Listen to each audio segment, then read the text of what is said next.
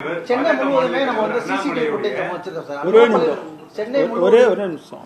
குறிப்பிட்ட அரசியல் தலைவர்களை சொல்லி கேட்காதீங்க, உங்க கருத்து நினைக்கலங்கன்னா அரசியல் இது கிடையாது, பேட்டி கிடையாது.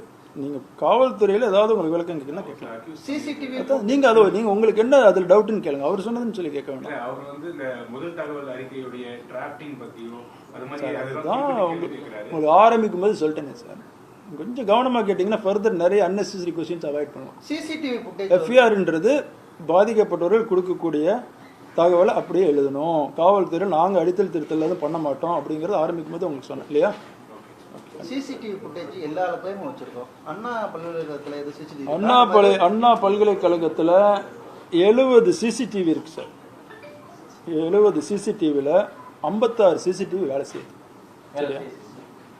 வேற அதுல எது நமக்கு தகவல் கிடைச்சிருக்கா? அதுலயே தகவல் கிடைச்சிருக்கு. அதெல்லாம் தகவல் வச்சுதானே பிடிக்கிறோம். அடுத்து இப்போ அந்த பொண்ணுடைய அடையாளத்தை வெளியிடப்பட்டிருக்கு. 56 ஒர்க் அந்த பொண்ணுடைய அடையாளத்தை ஒரு வகையில எப்பேர் வெளியானது பிறகு வெளியே வந்திருக்கிறது. இப்போ அதை மறைப்பதற்காக அடுத்த கட்டமா நம்ம என்ன மாதிரி நடவடிக்கை எடுப்போம் காவல்துறை சார்? ஆட்டோமேட்டிக்கா பிளாக் ஆச்சு. இனிமேல் வெளியே சொல்றவங்க மேல கேஸ் ஆல்ரெடி போட்டிருக்கோம்னு சொன்னேன் இல்லையா? இப்ப வெளியிட்ட பிறகு சமூக வலைதளங்கள பரவக்கூடிய சூழல் இருக்கு.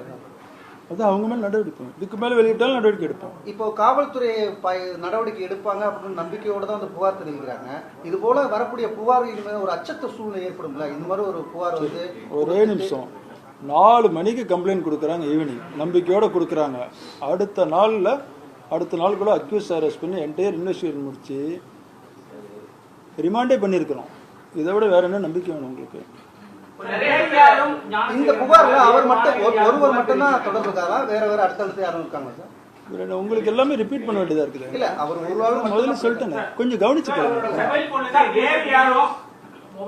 I will answer all your questions. Go on. Sexual abuse or rape been obtained? Sir, Gnanasekaran மீது வேற யாரும் மாணவிகள் வந்து புகார் கொடுத்திருக்காங்களா? என்ன சார் எல்லாமே ரிப்பீட் பண்ண வேண்டியதா இருக்கு. அதான் சொல்லிட்டேனே சார், இது வரைக்கும் புகார் காவல்துறைக்கு வரல.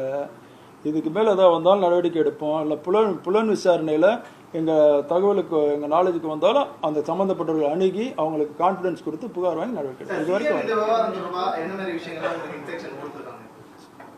நம்ம மாண்புமிகு தமிழக முதல்வரை பொறுத்த வரைக்கும் நான் பதவி ஏற்கும் போதும் சரி, அவ்வப்பொழுது நடத்தக்கூடிய அத்தனை மீட்டிங்களையும் என்ன சொல்லுவாங்கன்னா, காவல்துறை நடுநிலையோடு வேலை செய்யணும், எந்த பாகுபாடும் பார்க்கக்கூடாது, யார் எந்த கட்சின்றதெல்லாம் பார்க்கவே கூடாது. அதுபடி தான் நாங்கள் வேலை செஞ்சிட்ருக்குறோம்.